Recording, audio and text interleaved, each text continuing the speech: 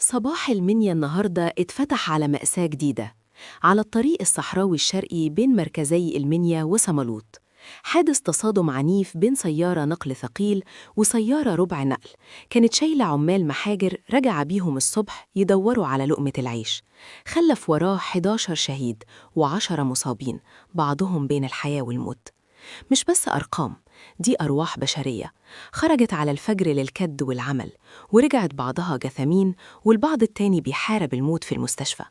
وفي نفس الوقت محجر تاني أخد شاب طموح اسمه الدكتور أبانوب سعد، دكتور في التربية الرياضية، رحل بسبب غياب أي معايير سلامة، ماكينات متهالكة وبدون حماية.